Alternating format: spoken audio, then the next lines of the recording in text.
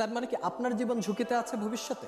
অন্তত একদিনে 10টার বেশি নাম্বার থেকে সরাসরি হত্যার হুমকি দেওয়া হয়েছে, ভিন্ন ভিন্ন 10টা নাম্বার থেকে।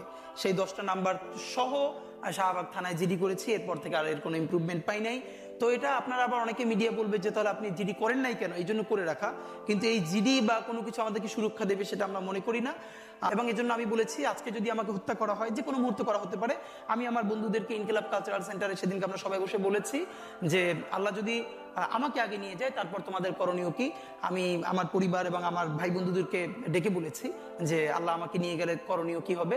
বরং আমি আমার পরিবারকে বলেছি যে আমার সন্তানের এখন বয়স 7 মাস, আল্লাহ আমাকে নিয়ে গেলে ওকে যেন ওভাবে প্রস্তুত করা হয় যে এই দখলদারিত্বের বিরুদ্ধে লড়তে হবে।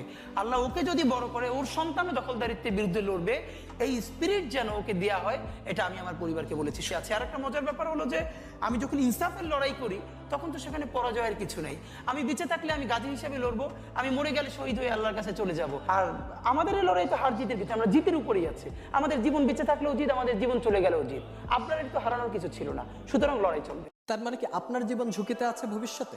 অন্তত একদিনে 10টার বেশি নাম্বার থেকে সরাসরি হত্যার হুমকি দেওয়া হয়েছে, ভিন্ন ভিন্ন 10টা নাম্বার থেকে।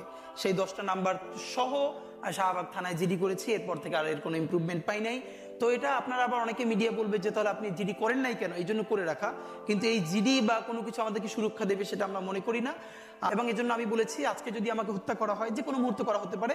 আমি আমার বন্ধুদেরকে ইনকিলাব কালচারাল সেন্টারে সেদিনকে আমরা সবাই বসে বলেছি যে আল্লাহ যদি আমাকে আগে নিয়ে যায় তারপর তোমাদের করণীয় কি। আমি আমার পরিবার এবং আমার ভাই বন্ধুদেরকে ডেকে বলেছি যে আল্লাহ আমাকে নিয়ে গেলে করণীয় কি হবে। বরং আমি আমার পরিবারকে বলেছি যে আমার সন্তানের এখন বয়স 7 মাস, আল্লাহ আমাকে নিয়ে গেলে ওকে যেন ওভাবে প্রস্তুত করা হয় যে এই দখলদারিত্বের বিরুদ্ধে লড়তে হবে।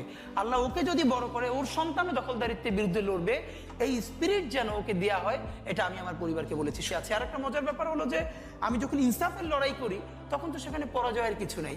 আমি বেঁচে থাকলে আমি গাজী হিসেবে লড়বো, আমি মরে গেলে শহীদ হয়ে আল্লাহর কাছে চলে যাব। আর আমাদের এই লড়াই তো হার জিতের কিছু, আমরা জিতের উপরেই আছি। আমাদের জীবন বেঁচে থাকলেও জিত, আমাদের জীবন চলে গেলেও জিত।